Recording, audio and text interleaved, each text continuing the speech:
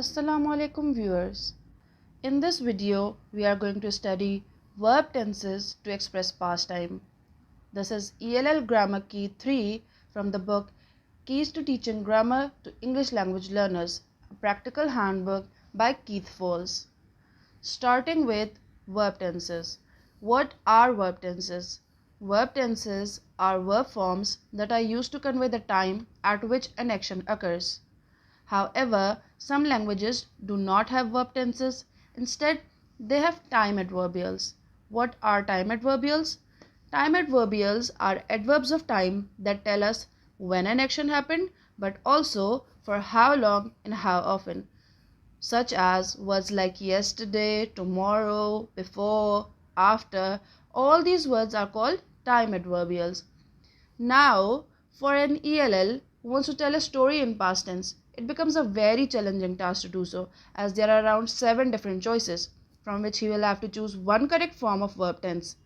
What are those 7 different choices?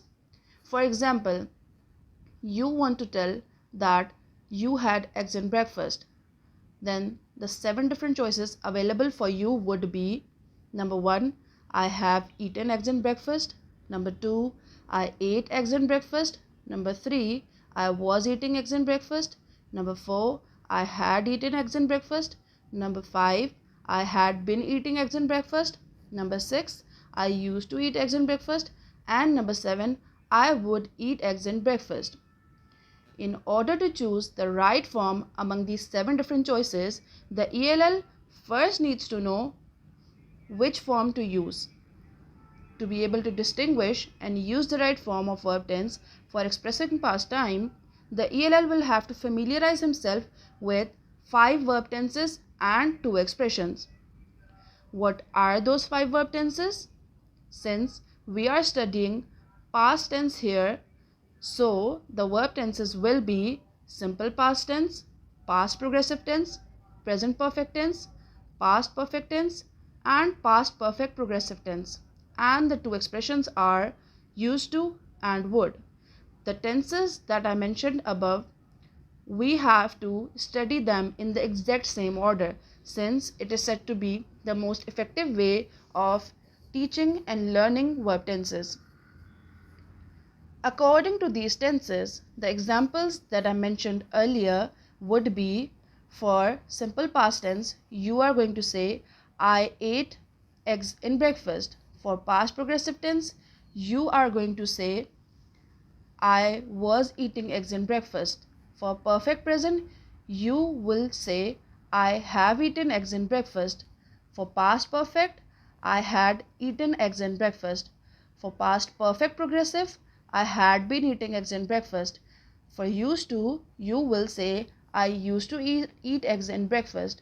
And for would, you will say, I would eat eggs in breakfast. So, but to be able to use these forms correctly, you will have to first correctly understand all the tenses and that I mentioned above and the 2 expressions used to and would. Moving on, the first tense that we are going to study is simple past tense. When do we use simple past tense? We use simple past tense for an action that was completed in the past. An action that was completed in the past. The structure for this is verb plus ed, like subject plus verb plus ed plus object. For example, you are right now watching this video, but when you clicked on this video, that is an action that happened in the past, right? So to form a sentence for that, you are going to say, you clicked on this video, since it was an action that was completed in the past, right? Moving on, there are some complex grammatical rules that you also need to understand to be able to use simple past tense effectively. What are those rules? The first rule that we have is, there are words like live that end with e, right? But since the structure of the simple past tense says that you have to add ed with the verb form, that rule is not going to be applied here directly. Why? Because the word already has an E at the end of it, like live. So for that, what you will do is you will simply add D after it, like lived. You are not going to double E and then add D. That would be wrong, right? The second rule that we have is there are words like study, play that end with Y.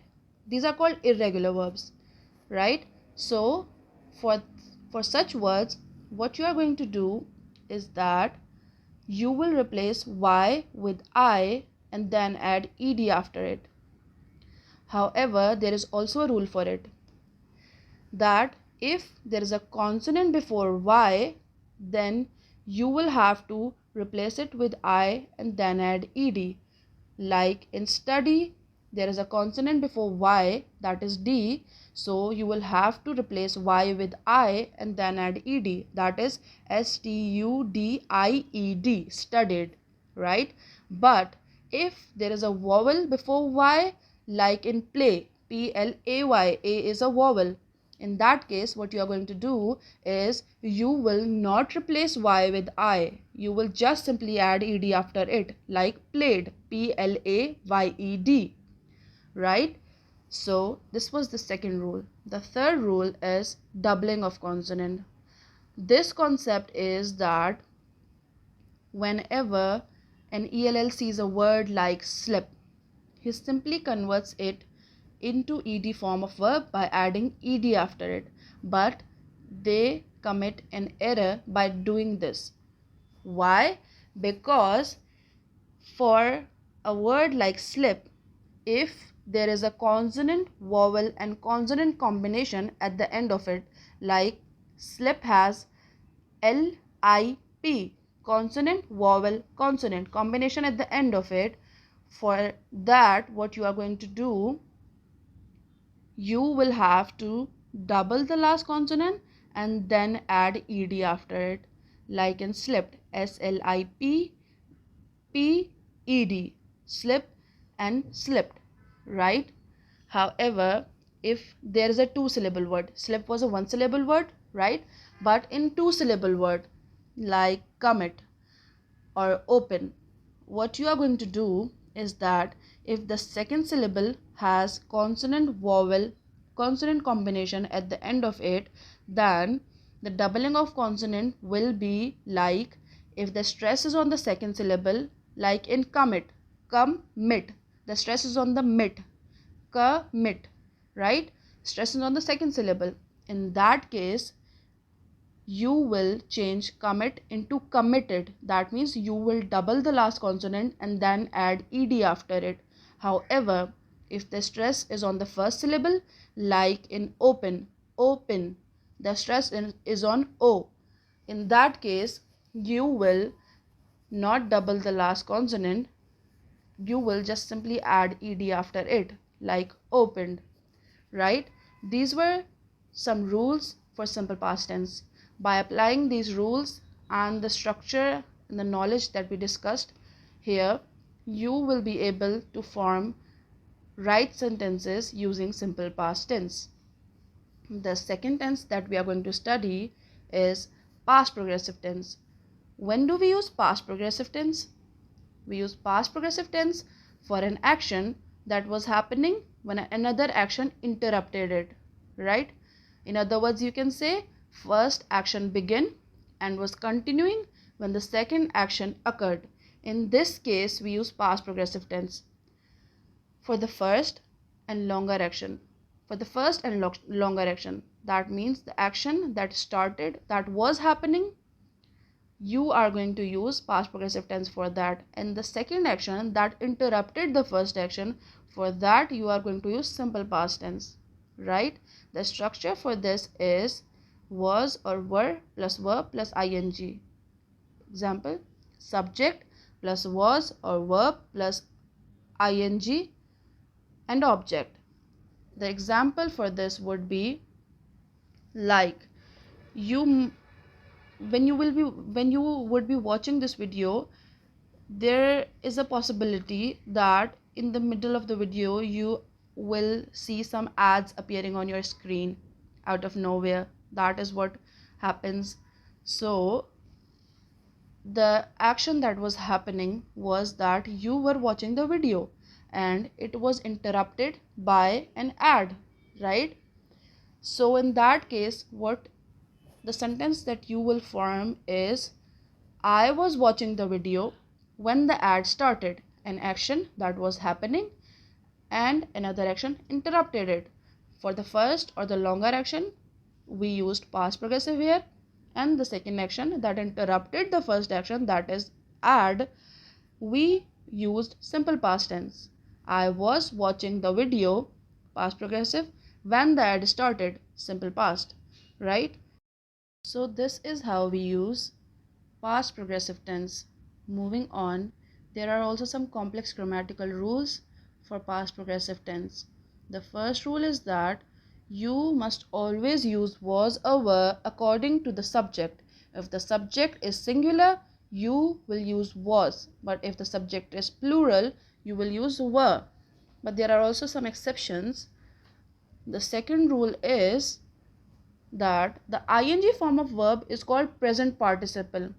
How you will have to form present participle? You will just simply add ing to the base form of verb. Like work is the base form of verb. To make a present participle, you will have to add ing after it. That is working, right? The third rule is never use was or were without ing form of verb or vice versa. If you are using was or were, you must also use present participle after it. And if you are using present participle in a sentence, you must also use was or were before it, right? The fourth rule is again the doubling of consonant. If there is a CVC combination at the end of a one syllable word, then you must double the last consonant and then add ing after it. Like in word cut. Cut is a one syllable word and has CVC combination in it. To make present participle for that, you will have to double the last consonant, that is T, and then add ing after it. But if there is a two syllable word, then at the end of second syllable, sorry, if there is a two syllable word at the end of second syllable, then in that case, if the stress is on the second syllable, the final consonant will be doubled. But if the stress is on the first syllable, no doubling will take place. Exactly how we studied in simple past tense, right? Then the fifth rule is past progressive is only used for verbs that show an action as opposed to a state of being, such as words like own, possess, love. They do not show an action, they are just a state of being. For such words, we are not going to use past progressive tense. Moving on, the third tense that we are going to study is present perfect tense. Now you might be wondering, why are we studying present perfect tense in verb tenses to express past time, right? It might be confusing, but to make it easy for you, present perfect tense is also used to express past actions, but there are certain conditions. Basically, when do we use present perfect tense? For expressing several types of past actions, but there are 7 different usages which I am going to explain. But what all those usages have in common is that the past action is important to the present situation, right? The structure for present perfect tense is has or have plus past participle, that is subject plus has or have plus past participle plus object, right? So since I just finished teaching past progressive tense and now we are on present perfect tense, the sentence that I will form for this will be, we have completed past progressive tense, an action that happened in the past but is important to the present situation, right? Moving on, there are also some complex grammatical rules in present perfect tense. What are those rules? Is that you must always use has or have with past participle. You must use has or have according to the subject. You must not use be there. Be with present perfect tense. Be is not supposed to be used with present perfect tense, right? Then don't use present perfect with any specific past tense time. It is not right to use present perfect tense with any specific past tense time. You will always have to use for indefinite past actions, right? Then don't use simple past tense with actions that are still continuing. Since an action is still continuing, then it will either go in past progressive tense or present progressive tense or past perfect progressive tense, but never in present perfect tense, right? Then there is another rule for regular verbs. How are we going to form past participle for regular verbs? There are certain rules for that too. The first rule is you will simply have to add ed after the base form of verb. Like in work, you will simply add ed and it will change into worked. The next rule is if the verb ends with e, you will simply have to add d after it. Then, if the verb is of one syllable and has CVC combination, that is consonant, vowel, consonant combination at the end of it, then the final consonant will be doubled before adding ed, like we studied earlier.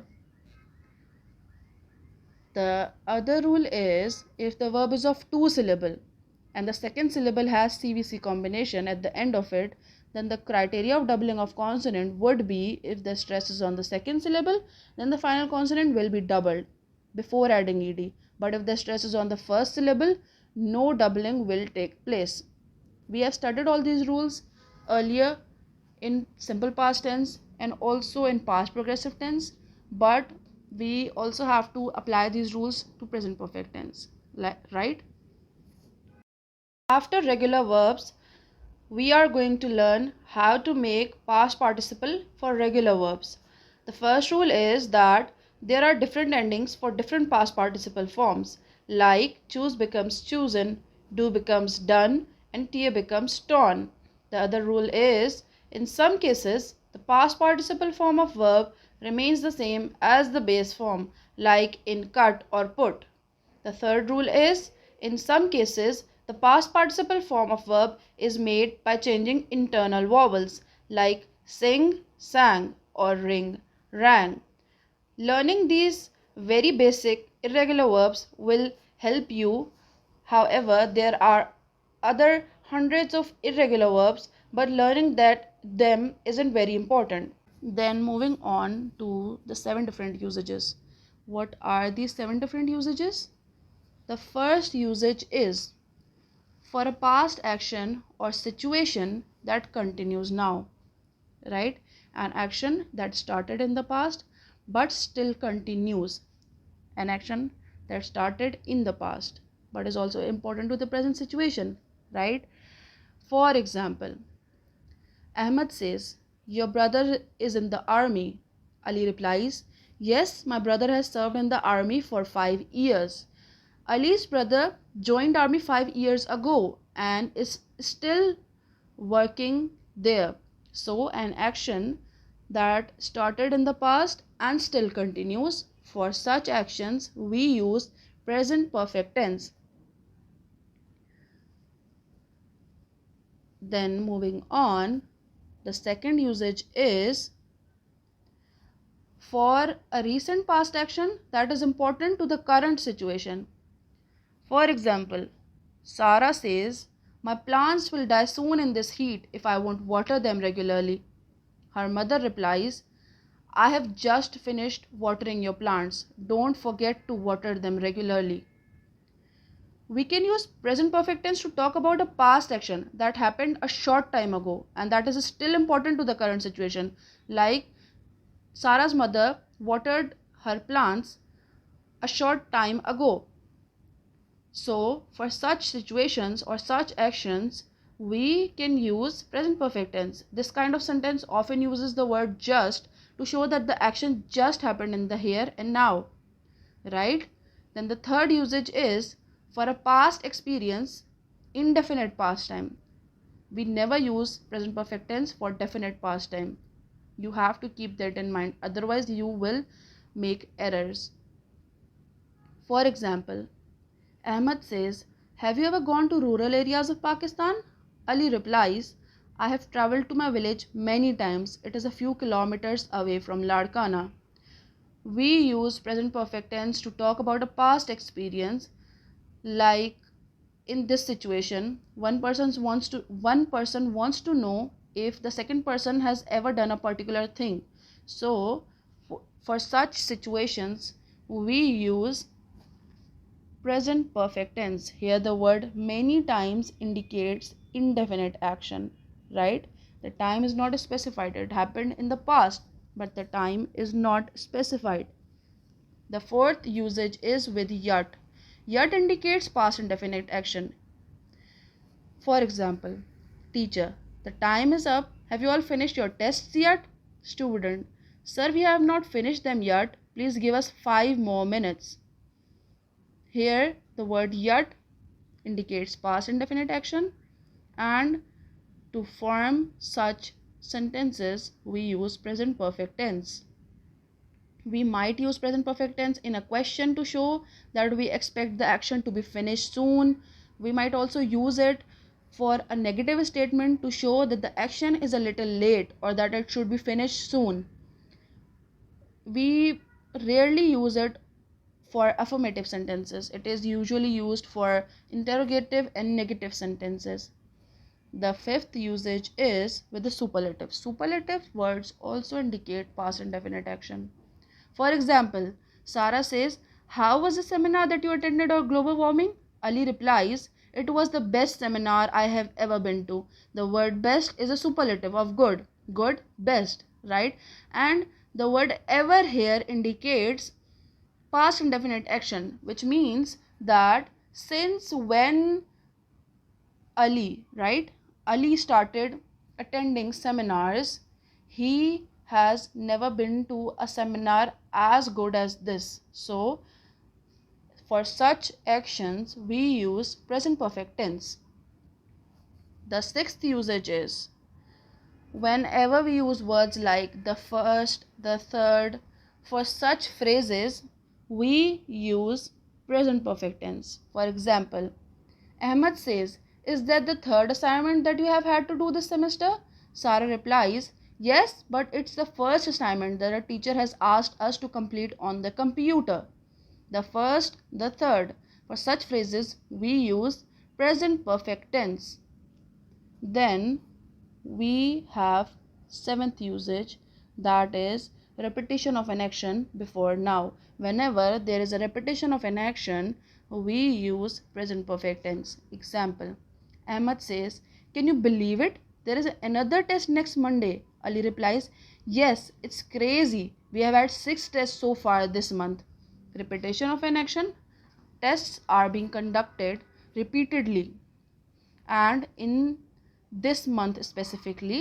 So it is an indefinite time. This month we do not know on what date. So for such actions we use present perfect tense, right? I hope present perfect tense is clear. It might be a little complicated to understand present perfect tense, but after some practice and time you will get good at it. The next tense that we are going to study is past perfect tense. When do we use past perfect tense? We use past perfect tense to express past actions that occurred before another past action. The structure for this is had plus past participle. Past participle means ed form of verb. For example, if you watched this video before your tests happened, and then after your tests you are telling someone that you watched this video before the test, how are you going to make a sentence for that? The sentence for that would be, "I had watched this video long before the test." An action that occurred before another past action. You watched the video that was First action, first past action, and then another past action is that the test, right? So for such actions, use past perfect tense. There are also some complex grammatical rules for past perfect tense. First rule is don't forget to use past participle after had. If you are using had, then you have to use past participle after it, and vice versa. If you are using past participle, you have to use had before it. So the second rule is don't use past tense when past perfect is required. If an action requires past perfect tense, you must not use simple past tense for that. The last tense that we are going to study is past perfect progressive tense. When do we use past perfect progressive tense? We use past perfect progressive tense to express past actions that began in the past and continued until another time in the past. Began in the past and continued until another time in the past. The structure for this is had plus been plus verb plus ing. Subject plus had plus been plus verb plus ing plus object. For example, if you will be watching this video and your phone dies in the middle of it, how are you going to make a sentence for that? The sentence for that would be I had been watching the video when my phone died. A past action that continued until another time in the past. You were watching video, you watched it until your phone died. So this is an action that requires past perfect progressive tense, right? Then there are also some complex grammatical rules for past perfect tense, past perfect progressive tense. The first rule is don't forget to add had with been followed by present participle for an ongoing action. You have to add had, then been, then present participle for an ongoing action, right? If you miss been or had or present participle, the sentence will be considered as wrong. These were the 5 tenses that we studied: simple past tense, past progressive tense, present perfect tense, past perfect tense, and past perfect progressive tense. Moving on, the 2 expressions that we are going to study are used to and would. Used to and would are used to express certain actions in the past. Used to expresses 2 ideas. The first idea is that a past action that happened repeatedly but it is no longer done now. For example, when I was in school, I used to go to madrasa every day. A past action that happened repeatedly. You used to go to madrasa every day, but it is no longer being done now. For such actions, we use used to express a past action. Then the second idea is a past fact that is no longer true. For example, when I was in college, I used to live in Sangar. You were in college and you used to live in Sangar at that time. It is a fact, but it is no longer true. So, for such actions, we use used to express past action. Would is also similar to used to in one idea. That is a past action that happened repeatedly but is no longer being done now. For example, when I was a kid, I would do painting almost every day in my vacations. You were a kid, that is a past action. You used to do painting every day, repeated action in your vacations. But this is no longer being done now. So, it is a past action that happened repeatedly. That is no longer being done now. However, used to and would are almost similar and are used to describe similar time frames, but the only difference is that would is not used to describe a fact. Would can never be used to describe a fact. Moving on, these were the 5 tenses and 2 expressions. I hope all these are clear to you. Now we have negative forms. How do we form negative forms of all the verb tenses? In simple past tense, we just add did not in between the subject and verb. In past progressive, we just add not after was or verb, was or were. In present perfect, we just add not after has or have. In past perfect, we just add not after had. And in past perfect progressive, we just add not after had. In used to, we just add did not after subject and change used to into used to. You have to omit the D. Then for would, we just add not after would. All the past expressions are similar. That is, you just have to add not after the auxiliaries. But simple past tense and used to are different in the sense that they do not have auxiliaries, they just have main verbs. So in order to negate those, you first have to add auxiliaries and then add not after them. That is, you have to add did first and then add not after it, right? This is how you are going to form negative forms for verb tenses, past verb tenses. Then we have contractions. Contractions are basically the contracted forms, like did not is contracted into didn't, was not is contracted into wasn't, have not into hasn't, have not into haven't, had not into hadn't, and would not into wouldn't. You can also change words like I have not into I haven't, or I apostrophe ve not, and we had not into we hadn't, or we apostrophe d not. This is how you are going to form contractions. Moving on to forming questions. How are you going to form questions of verb tenses or interrogative forms? It is very easy. What you are going to do is you will take auxiliaries from the middle of the sentence and place it at the beginning of the sentence. Like in simple past tense, you will place did at the beginning of the sentence. In past progressive, you will place was or were at the beginning of the sentence. In present perfect, you will place has or have at the beginning of the sentence. In past perfect, you will place had at the beginning of the sentence. And in past perfect progressive, you will place had at the beginning of the sentence. For the expressions used to and would, you will also do the same. You will place did at the beginning of the sentence for used to, and omit the D of used to form interrogative sentence.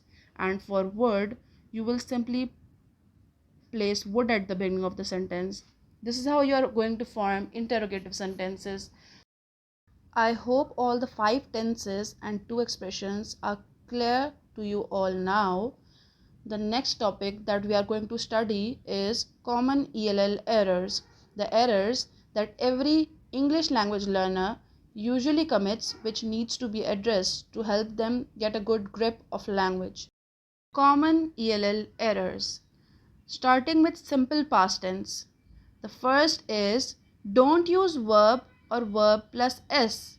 That is, you must never use the base form of verb or verb plus s form. Like Laura cooks scrambled eggs for breakfast yesterday. This is a wrong sentence. Instead, you are going to say Laura cooked scrambled eggs for breakfast yesterday. This is a right sentence. Then the second is don't forget to use ed with verb. You must always use ed form of verb in simple past tense. Number 3, don't use was or were with verb. Was or verb is not supposed to be used in simple past tense. Instead, it is used in past progressive tense. So, you should never use was or verb were in simple past tense. Number 4, don't forget to change y to I and then add ed. We studied this earlier and the rule of changing y to I. So, I hope this is clear to you. The fifth is if one syllable word ends with CVC combination, then don't forget to double the last consonant before adding ed. This we also studied earlier.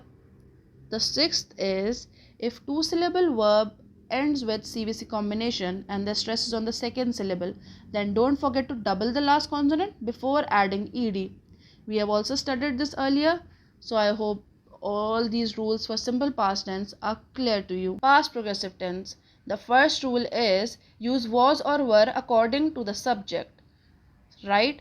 The second rule is use ing form or present participle form of verb. How do we form present participle form of verb? Just by adding ing to the base form of verb. Like in work, you will simply add ing to form present participle, that is working. The third rule is don't mix up simple past tense with past progressive tense. The fourth rule is don't use was or were without ing form of verb. If you are using was or were, then you must use ing form after it, and vice versa. If you are using ing form of verb, then you must also use was or were before it. The fifth rule is if one syllable word ends with CVC combination, then don't forget to double the last consonant before adding ing. We also discussed this earlier. The sixth rule is if two-syllable verb ends with CVC combination and the stress is on the second syllable, then don't forget to double the last consonant before adding ing. We discussed this also earlier when we were studying past progressive tense. The seventh rule is don't use past progressive if the verb doesn't shows an action as opposed to the state of being. The words like own, possess, love are showing state of being instead of an action. So we cannot use past progressive tense for such words. Next we have present perfect tense. Number 1, use has or have with past participle. You must always use has or have with ed form of verb, that is past participle form of verb. The second rule is use has or have according to the subject. The third rule is don't use be here with present perfect tense. You must never use be here, right? The fourth is don't use present perfect with any specific past tense time. You can only use present perfect to express past time for an indefinite past tense time, never for a definite past tense time. The fifth rule is don't use simple past tense with actions that are still continuing. If there is an action that is still continuing, that means it is either for past progressive tense or past perfect progressive tense, but never for present perfect tense. Then, moving on, the other tense is past perfect tense. The first rule is don't forget to use past participle after had. If you are using had in a sentence, then you must use past participle form after it. The second rule is don't use past tense when past perfect is required. We often confuse past perfect with past tense, but if there is a situation in which past perfect tense is required, then you must use past perfect tense. Next we have past perfect progressive tense. The first rule is don't forget to use had with been followed by present participle. The structure of past perfect progressive tense needs to be followed exactly like this. You have to use had, then been, then present participle. If any of these is missing, then the sentence will be considered as a wrong sentence. The second rule is don't use past progressive tense for an ongoing action. Since if it is an ongoing action, then it is not a past perfect progressive action. Instead, it might be a present perfect progressive action. So you must never use past perfect progressive tense for an ongoing action. Then moving on to expressions used to and would. The rules were that are don't forget to use used to or would for past repeated actions in particular. If you are trying to make a sentence for a past repeated action, then you must use used to or would. The second rule is don't use would for non-actions. Would is never used for non-actions, right? Then moving on to contractions. We also studied this earlier. Did not can be changed into didn't only. Was not can be changed into wasn't. Have not can be changed into haven't only, and has not can be changed into hasn't only. Then had not into hadn't, and would not into wouldn't. This is how you form contractions. Then for negative forms, the first rule is don't forget to use did not with simple past tense. The second rule, For simple past tense, do not use was not or were not. Use did not only. For simple past tense, we only use did not. Simple past tense does not require was or were. So, for negative forms, we can also never use was or were in simple past tense.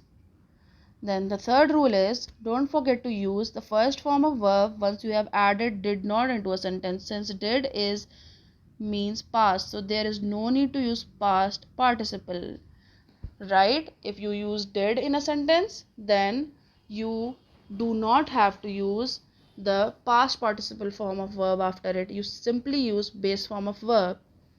Then the fourth rule is for past progressive, don't forget to use was or were. Fifth rule is do not use don't or doesn't to negate verbs in present perfect tense. Instead, use has not or have not. Don't use did not to negate verbs in past perfect tense. Instead, use had not. Number seventh is don't forget to omit D of used to once you have added did not after it. Since did is already expressing past time here, so you will omit D from used and form a negative sentence. Then moving on to forming questions or interrogative sentences. The first rule is for simple past tense, use base form of verb when asking questions. Number 2, don't begin simple past tense questions with was or were, since simple past tense has did in it. So you will start the interrogative sentence with did for simple past tense. The third rule is use was or were for past progressive tense questions, not did. Number 4, don't use did for present perfect tense questions.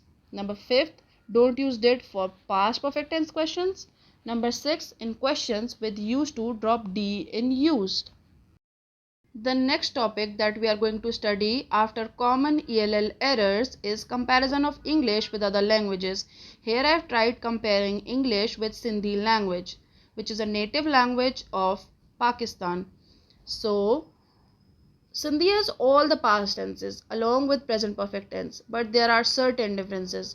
Like in Sindhi, auxiliaries appear at the end of the sentence, whereas in English they appear in the middle of the sentence. For example, there is a sentence as this is my book. In this is auxiliary, but in Sindhi the sentence changes into he munji kitab ahe. Ahe is the auxiliary and it is at the end of the sentence. So this is a difference. The second difference is that in Sindhi, verb comes after the object of the sentence, whereas in English, verb comes before the object of the sentence. For example, I am eating food. Eating is the verb here. In Sindhi, aun mani khai rahe ho aayan. Khai means eating. Here, the verb is coming after the object of the sentence. Then the third difference is in Sindhi, prepositions come after the object, whereas in English, object comes after the prepositions. For example, I am going to school. To is a preposition which is here before the object. But in Sindhi, आऊं school ॾांहुं वञी रहियो आहियां. Here, ॾांहुं means to. ॾांहुं is a preposition and it is appearing after the object. So, these are the three differences. The fourth difference is in Sindhi, different subject uses different verb in past tense. For example, in English, we say I visited, you visited, she visited. The verb never changes. But in Sindhi, you will write आऊं घुमियुस, तू घुमे, he घुमी, हू घुमियो. Like I visited means आऊं घुमियुस, you visited translates into तू घुमे, she visited translates into हू घुमी, he visited translates into हू घुमियो. So the verb changes according to the subject. If the subject changes like I, you, she, he, then the verb also has to change in Sindhi only, but not in English. Moving on, the next topic that we are going to study is ideas for teaching. How will you as a teacher teach verb tenses to express past time to English language learners? Here are certain ideas for that. The first idea is to express past time in English. ELLs have at their disposal 5 tenses and 2 expressions, which we discussed in this video. So, first you are going to teach them those 5 tenses and 2 expressions in depth to make them understand what are these 5 tenses and these 2 expressions so they can use them correctly. Then, the second idea is, if an ELL learner is at the beginning level, then you should only teach them simple past tense. Then moving on, when the learner reaches intermediate level, you will teach them past progressive and present perfect tense. Then when the learner reaches a upper intermediate or low advanced level, you will teach them past perfect tense and past perfect progressive tense. Then once the learner reaches advanced level, then you will teach them the 2 expressions which are used to and would for expressing past time experiences. Right? This would be the order of teaching them these 5 tenses and 2 expressions. Then comes the part where the students will have to learn how to negate a sentence and form questions. Once you have taught them all the sentences and 2 expressions, after that you are going to teach them how to form negative sentences and interrogative. Starting with simple past tense, there are 4 stages. You will have to follow these 4 stages to teach them simple past tense. That is affirmative, pronunciation of ed, negative, and question. You will first teach them affirmative form, then the pronunciation of ed, then negative, how to form negative sentences, and then how to form questions. To teach the affirmative form of simple past tense, what you can do is you can draw a chart containing 2 columns. The first column will have everyday written on the top of it, and the second column will have yesterday written on top of it. Write 3 regular base form verbs like need, want, grade. Try to use regular verbs since it will be easy for the students to change them into the past participle or ed form of verb. You must use the base form of verbs in the first column, that is everyday column, with I, that is you will write I need, I want, I grade. Then you will ask the students to change I need, I want, I grade into ed forms, that is I needed, I wanted, I graded. But do not tell them directly. Ask them to form the ed forms first. If they find it difficult, then you can help them in the process. You can lead the spelling for them if the class is quiet. This way, after practicing 2 to 3 words, the student will get a good grip of how to form ed form of verb from base form of verb. Now that the students have learned that ed is for past tense, work on the pronunciation of ed, because every word that ends with ed doesn't always ends with the sound of ed. It might end with the sound of d or t or ed. So what you can do is you can make 4 columns on the board, write past tense on first column, but do not write anything on the remaining 3 columns. The remaining 3 columns are for the verbs that end in T sound, D sound, and ED sound. But you don't have to tell this to your students yet. Ask your students to tell you any verb that adds ED. Like, they might give you examples of words like worked, closed, prepared. Write all of those words in the first column, that is the past tense column.